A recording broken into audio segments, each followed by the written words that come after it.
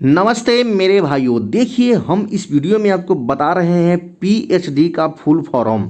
तो जैसे कि पीएचडी बहुत सारे लोग करते हैं, तो पीएचडी तो करते हैं ज़रूर, लेकिन पीएचडी का फुल फॉर्म बहुत सारे लोग को नहीं पता रहता है, बहुत लोग नहीं भी करते हैं, उसे भी नहीं पता रहता है। तो ये एमए के बाद पीएचडी होता है, तो जिसका फुल फॉर्म होता है डॉक्टर ऑफ फिलोसफी।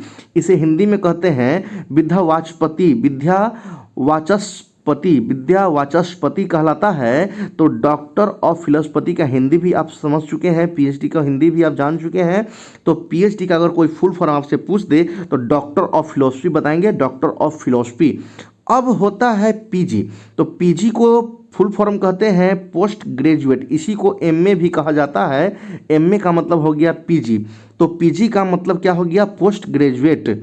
ठीक है, अब देखिए फिर आगे है दिया हुआ, यहाँ देखिए अब एमए आ गया, क्या आ गया, एमए आ गया। तो एमए का मतलब होता है मास्टर ऑफ आर्ट। देखिए एमए लगा हुआ है ना, इसलिए ए का मतलब आर्ट और एम का मतलब मास्टर, ये मास्टर डिग्री होता है, तो ये एमए कहलाता है। जैसे कि आप एमए में पढ़ रहे हैं, आप बीए में पढ़ रहे हैं, बीएससी कर रहे हैं, एमएससी कर रहे हैं, और आपसे कोई पूछ दे कि बीएससी का फुल फॉर्म क्या है, आप नहीं बताएंगे तो फिर ये गलत बात है। तो एमएससी का फुल फॉर्म होता है master of science, master of science. और एमए का मतलब हो गया मास्टर ऑफ आर्ट, और एमकॉम का मतलब हो गया मास्टर ऑफ कॉमर्स।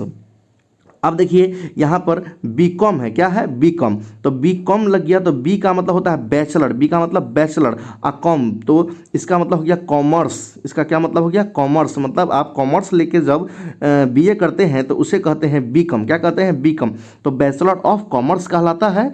अब देखिए फिर आगे की ओर यहाँ दिया है क्या कि बीएससी, क्या दिया है, बीएससी। तो बीएससी का मतलब होता है क्या कि bachelor of science, bachelor of science जो अभी अभी आपको बताए हैं। तो बैचलर ऑफ साइंस को हम बीएससी कहते हैं। अब है क्या कि बीए, क्या है, बीए। तो बीए का मतलब होता है bachelor of arts, bachelor of क्या चीज़, तो आर्ट्स कहलाता है दोस्तों। तो यहाँ पर इस फुल फॉर्म को आपको याद करना पड़ेगा, रखना पड़ेगा।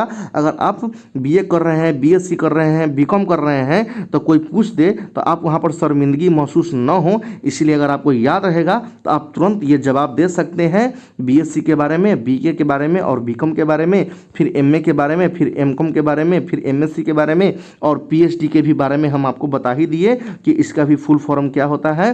तो इस चीज़ को आप पीजी, पीजी का मतलब होता है पोस्ट ग्रेजुएट, जिसे हम एमए कहते हैं। इसीलिए एमए और पीजी दोनों एक ही चीज़ हो गया।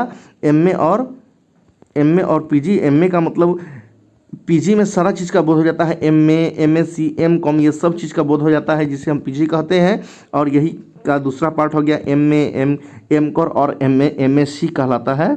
तो दोस्तों, थैंक यू।